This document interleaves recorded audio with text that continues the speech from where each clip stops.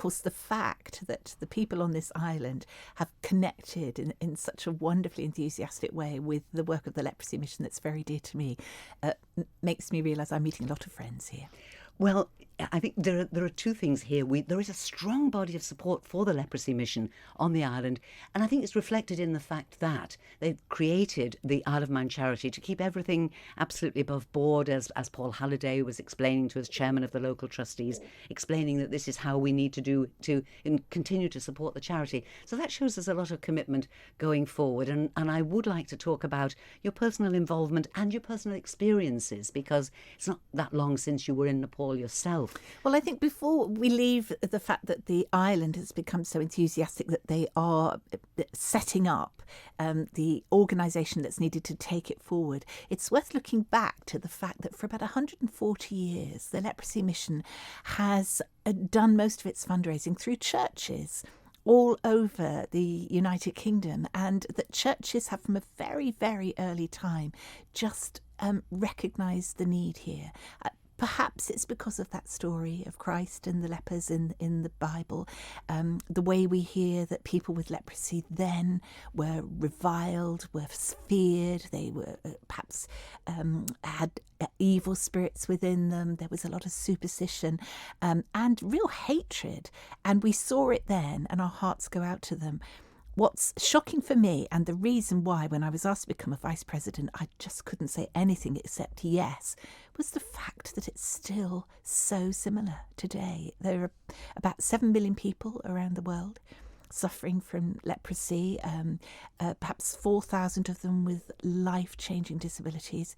The rest of them, the other 3 million, we're guessing at how many there are because they aren't diagnosed. And the reason they aren't is the same stigma, the same fear, the same superstition that Christ knew in his day. And, here we are in the 21st century. It still exists. There's been a cure for 30 years and we've got to get rid of this. And of course, the thing to understand, ironically, is that the tablets are made available free of charge.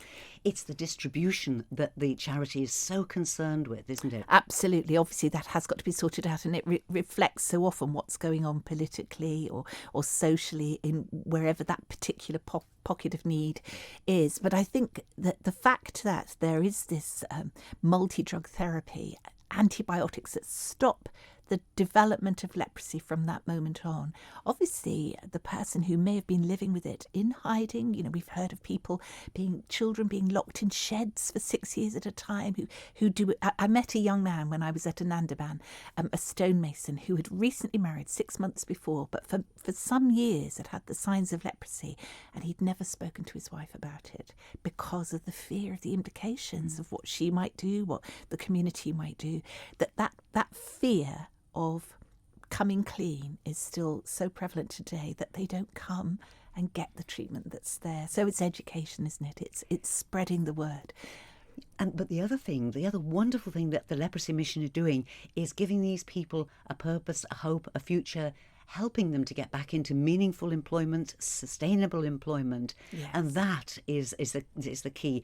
Just trying to dispel some of this superstition and stigma is great. But also these people, especially people who have lost limbs, part of limbs, shaping work that they can do. It's a great work, isn't it? Absolutely. And I mean, going right back to basics, they are just people like us in different circumstances. And their hopes and dreams for themselves and their families are exactly the same as ours. They want health. They want opportunity. They want a home that they can rely upon and feel is secure. They want money they can earn themselves. They want the opportunity to have a dignified life of value and worth. And perhaps they don't always want to be on the receiving end of charity. They want the pleasure that we all have in knowing that we have something we can share to benefit others. I'd like to see them be able to do that too. And yes, all of those things you said are true, that actually we have to help them overcome all of those obstacles to get to the life they deserve. And the awful thing is, Pam, is that it is a disease of poverty in the first place. It's for people with poor diet, where it takes hold, where they haven't got an immune system to fight themselves in the way that we would fight lots of things that we pick up.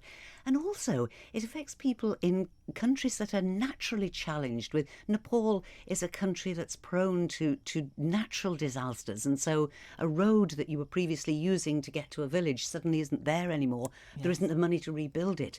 So there's natural challenges, aren't there? Absolutely, and they are such wonderful, warm-hearted, sort of basically optimistic people, I think. But yes, of course, in Nepal in 2015, 2 devastating earthquakes, many more shakes that came afterwards, 1,000 people killed in Kathmandu, and many, many more injured. And of course, Anandaban Hospital is several miles out of Kathmandu in the foothills of the Himalayas. Well, it would be, wouldn't it? Because why would the good buggers of Kathmandu want to have people with leprosy on their doorstep? But when those earthquakes hit and they needed medical treatment in their thousands, they made their way there.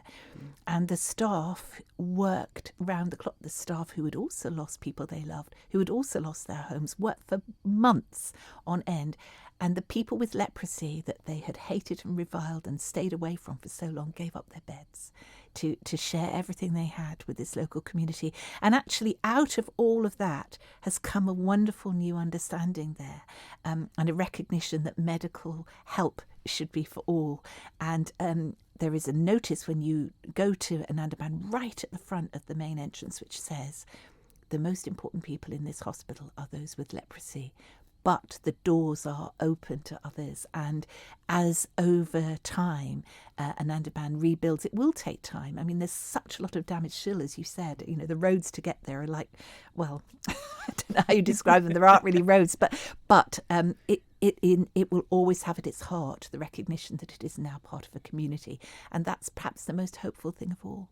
You know, this is an experience that's just riven with the Christian message, isn't it? It has all the things that as followers of Jesus we are called to be and to do. Now, we're talking about Nepal, where you have most recently been, but there's also, very much in parallel to what you're talking about, a project in Nigeria where it's creating a mobile network where you're taking out not just leprosy treatment but other treatment that people need, and going out to the outlying places where people are. So it's all this giving as much help as possible. Absolutely. I mean, there's several answers to that. First of all, just staying with Nepal, what you are aware of the moment you arrive, and you bear in mind, if you are someone with leprosy who's been embarrassed and fearful about what you've had, you finally make your way to Anandaban, and what you realise is around you is acceptance that all of the other patients have had exactly the same sort of journey, and to take that burden of trying to hide what you have and what you are off your shoulders is a tremendous relief. You can just see the fellowship between them all. But it's such a holistic approach. Obviously, the hospital mends bones, does operations, provides prosthetics, helps with aftercare and treatment and self-help and vocational training. Yes, it does all of those things, but it recognises the wounding of the mind too. When you have children like Mahendra, who at the age of 10, when he was finally diagnosed, his dad said, well, let him die then, as he walked away, because he'd be better off being dead than having leprosy. I met so many young people there who had just been pushed aside by their parents. But then you also find that just the example of the staff there who pray with their patients, who will sleep a night with them if they need to, if they're worried, who worship together, have a chapel there, just the example of that Christian love in practice is very powerful. And quite a few of those patients actually turned to Christ. Well, there I met a young girl who was 11, 12 years old, and just what she'd seen in terms of the loving Christian care was changing her life in more ways than just the medical. And the outworking of that is something we perhaps never see. You know, what they might go on to do, and the witness that they might give. And also, I think it's, you're mentioning all the treatment that is done, but it needs to be remembered that it's done with very basic equipment. It's not the kind of things we'd find in Noble's Hospital here. That is such an understatement, Judith, because the devastation, bearing in mind that the buildings of the hospital sort of straddle up the hill, and it's lots of small buildings, but for many months, in fact, even going on for years, they were doing operations in a tent because that was all they had, and their operating theatres, what they were, had gone. But when I was there, they were in a building, which meant that they were doing their operations in a corridor, cracks in the walls, all very Heath Robinson. And the other end of the building was literally sliding down the mountainside. And in order to get patients from the ward where they were prepared to take them, the short walk in a way up to the next layer meant going up a really steep slope, and it took 4 people to push them up and hang on to them to get them in. And then once they'd had these really major operations, they'd be coming back down in the dusty pathway again, back to recover. So there is so much to be done with that. I just think miracles happen every day, every hour there. Pam, it's quite clear from listening to you that miracles are happening, and yet that the whole time it is by turns. It's inspiring, but terribly touching. It's a heartrending story, isn't it? It is, and just the challenge that there is a cure, and that we must build on that. But in order for that to be really relevant, we have to educate. So our outreach teams have to get into communities and allow them to recognise that people with leprosy are valued and are safe to be with and need loving care. So to build community support, there is so much to do. And also the ongoing research. And Nandavan does world-class research. People come from all over the world.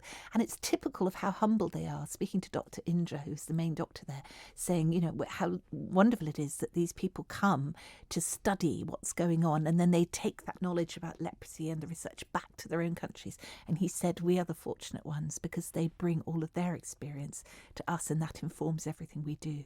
So they are very humble, but they are wonderful people.